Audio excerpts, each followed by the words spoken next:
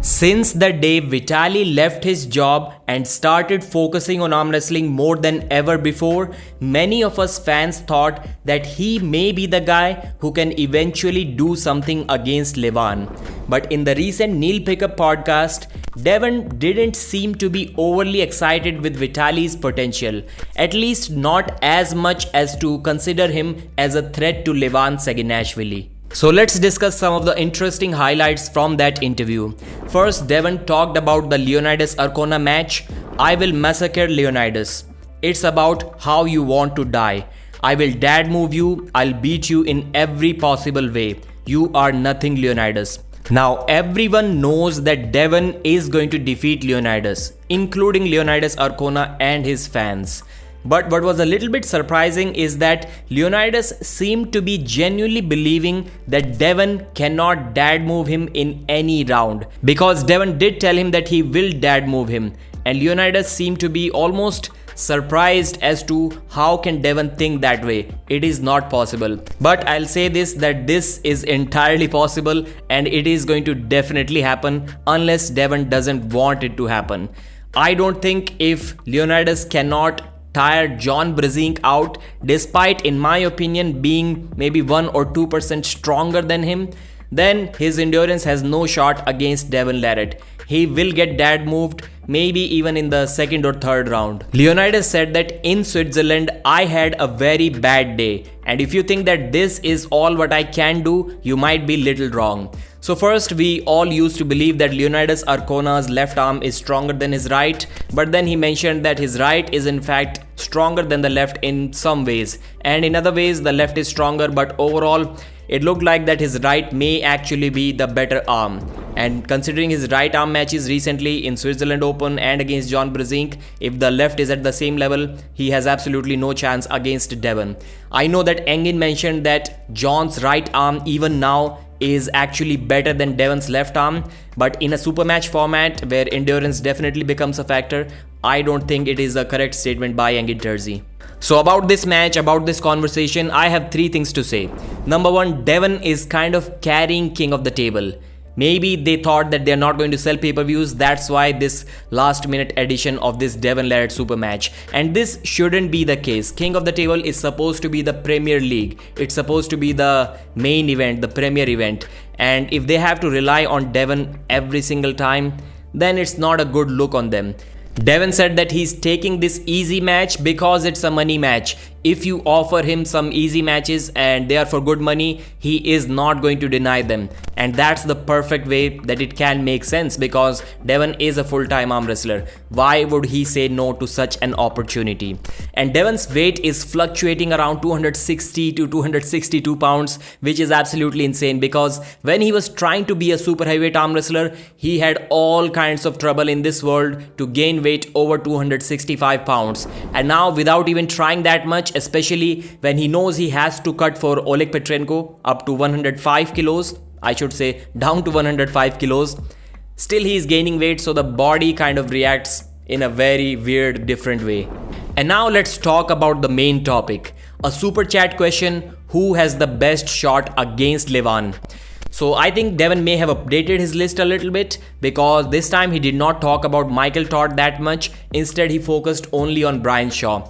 Devon said that Vitaly, as good as he's right now, he doesn't think that Vitaly has a chance against Levan, because Devon by now may have made too many comparisons, which we all have done. The Hermes Gasparini match, the Dave Chaffee match, and then Devon's own matches against both of these arm wrestlers. These kind of clearly indicate that maybe stylistically Vitaly may have some advantage over Devon, but these matches prove that Devon is the superior arm wrestler. And if Devon cannot beat Levan with a stronger arm than Vitaly, then Vitaly has no chance of doing that.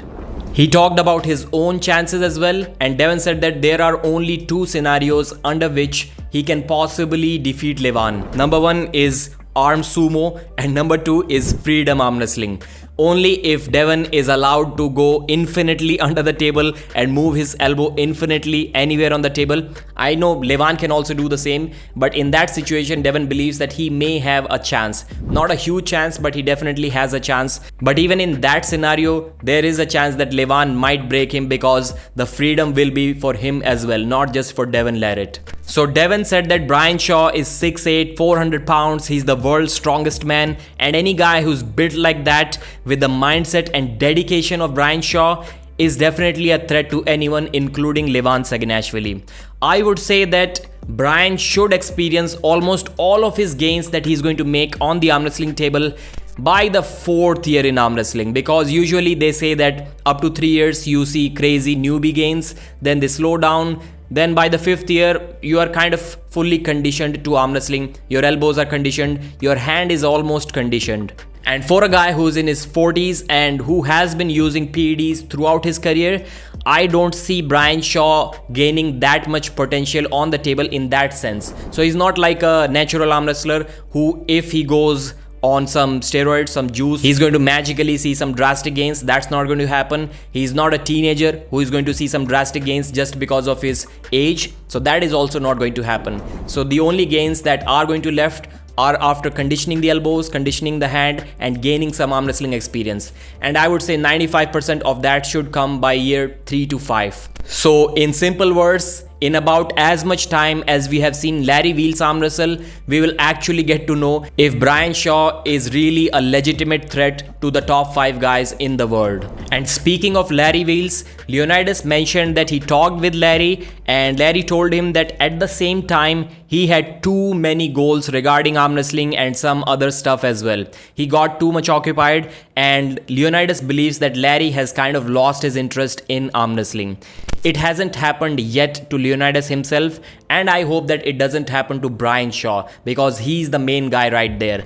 When discussing a potential match between Leonidas and Brian Shaw, when Neil suggested this, Devon didn't even talk about Leonidas as being the threat to Brian Shaw. He just said that Brian is the man. But Leonidas definitely showed some interest in this match, because he said that he believes right now the path is kind of aligning, and looks like maybe he would like to have a super match against Brian Shaw if that match is offered. But obviously not right now, maybe in 1 or 2 years, because right now Leonidas is far ahead of Brian Shaw. I have said it in the past and I'll say it again. If Brian Shaw is to become the guy who will defeat Levan or guys at the top, then even after a couple of months training, which he has already done, I think he has done more than that. So even now, he should be able to defeat guys like Larry Wheels. I know it sounds crazy, but yeah, that's just how things work. A guy who's going to be number 1 is not going to lose to Larry after, let's say, not 2-3, but let's say 6 months of training.